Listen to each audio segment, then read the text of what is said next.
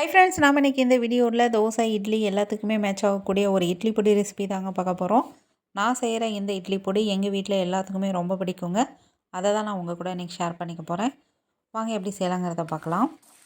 Stove on பண்ணி கடாயை வச்சுக்கோங்க. நான் 3 ஸ்டவ் ஆன் பண்ணி 3 கடாயை வச்சுருக்கேன். ஒவ்வொன்றிலையும் ஒவ்வொரு பொருள் வறுத்து எடுத்துக்க போகிறோம்.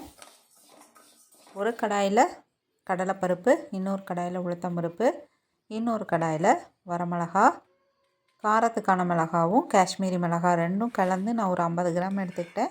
காரம் உங்களுக்கு எவ்வளோ தேவையோ அந்த அளவுக்கு நீங்கள் ஆட் பண்ணிக்கலாம். இதில் முக்கியமாக கவனிக்க வேண்டிய விஷயம் என்னன்னா, எல்லா பொருளையுமே நம்ம சிம்மில் வச்சு தாங்க வறுக்கணும். கொஞ்சம் டைம் ஆகும் தான், ஆனால் அப்போ தான் டேஸ்ட்டு நல்லாயிருக்கும், கெட்டு போகாமலும் இருக்கும். நான் இந்த வீடியோவில் காமிச்சிருக்கிற டம்ளரில் தான் எடுத்திருக்கேன். அது 200 கிராம் பிடிக்கும்.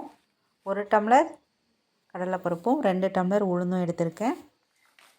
கடலைப்பருப்பு வறுத்துட்ருக்கிறதுலே நம்ம ஒரு பூண்டு, பெரிய பூண்டு தோலோடு அப்படியே ஆட் பண்ணிக்கோங்க. இப்போது வரமிளகா வறுபட்டு வந்துடுச்சு. அதை ஒரு பிளேட்டில் கொட்டி ஆற வச்சிடலாம். அடுத்தது க்ளீன் பண்ணி வாஷ் பண்ணி வச்சுருக்கிற கருவேப்பிலை உடம்புக்கு ரொம்ப நல்லதுங்க. ஆனால் நம்ம சமையல் செய்கிறப்போ குழம்புல இருக்கிறதெல்லாம் எடுத்து தனியாக வச்சுருவாங்க. அதனால் நான் இட்லி பொடி செய்கிறப்ப நிறையாவே நான் ஆட் பண்ணிப்பேன். ஹேர் க்ரோத்தும் நல்லா இருக்குங்க. எல்லாத்தையுமே நம்ம பொறுமையாக வறுத்து எடுக்கணும். பாருங்கள், கருவேப்பிலையும் நல்லா வறுபட்டு வந்துருச்சு. நல்லா மொறுமொறுன்னு ஆகணுங்க கருவேப்பிலை. அப்போ தான் அரைக்கும் பொழுது பவுடராக நமக்கு அரைபட்டு வரும்.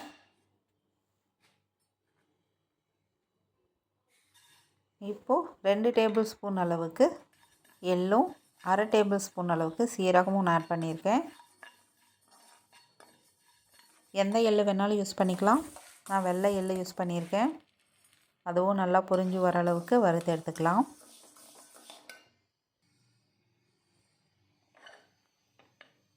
கடலைப்பருப்பும் உளுத்தம்பருப்பும் அப்பப்போ நல்லா மிக்ஸ் பண்ணிக்கிட்டே இருக்கணுங்க. இப்போது எள்ளு நல்லா வறுபட்டு வந்துருச்சு.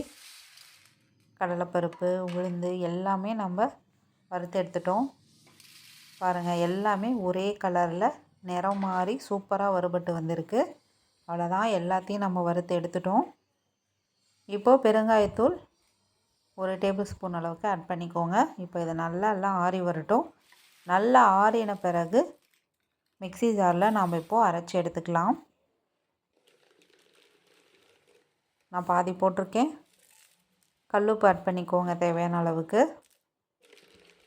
மீதி இருக்கிறத இன்னொரு டைம் அரைச்சிக்கலாம். அதுலேயும் உப்பு போட்டு ஆட் பண்ணி வச்சுக்கோங்க. இப்போது நம்ம இதை அரைச்சி எடுத்துக்கலாம். பாருங்கள், ரொம்ப நைஸாகவும் அரைக்கக்கூடாது, ரொம்ப நரன்னு இருக்கக்கூடாது.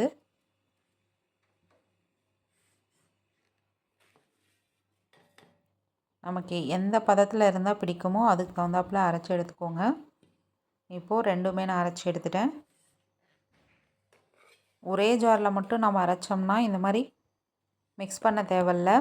உப்பு காரம் எல்லாமே ஈவனாக மிக்ஸ் ஆகிடும். நம்ம 2 டைமாக அரைச்சதுனால ஒவ்வொன்றிலையும் ஒவ்வொரு டேஸ்ட் வரும். அதனால் 2யும் ஒட்டுக்கா ஒரே பாத்திரத்தில் கொட்டி நல்லா மிக்ஸ் பண்ணிவிட்டு ஆற வச்சு ஸ்டோர் பண்ணிக்கலாம். நம்ம எள்ளு போட்டிருக்கிறதுனால அரைச்சோன்னே அதோடய வாசம் சூப்பராக இருக்கும். எள்ளும் கருவேப்பிலை பூண்டு இது 3ஓட மணமும் நல்லா அருமையாக இருக்குங்க. பாருங்கள், இந்த மாதிரி ஒரு கண்ணாடி பாட்டிலில் ஸ்டோர் பண்ணியாச்சு. மீதி இருக்கிறதையும் இன்னொரு பாக்ஸில் நான் ஸ்டோர் பண்ணிட்டேன். இந்த வீடியோ உங்களுக்கு பிடிச்சிருந்தால் லைக் பண்ணுங்கள், ஷேர் பண்ணுங்கள், சப்ஸ்கிரைப் பண்ணுங்கள் ஃப்ரெண்ட்ஸ். இப்போது தோசை கூட நம்ம பரிமாறிடலாம். தோசையை நல்லா மெல்லிசாக ஊற்றிட்டு பொடியை போட்டு கடலெண்ணெய் இல்லைன்னா நல்லெண்ணெய் 2லேயும் சாப்பிட்டு பாருங்கள். டேஸ்ட் அட்டகாசமாக இருக்கும்.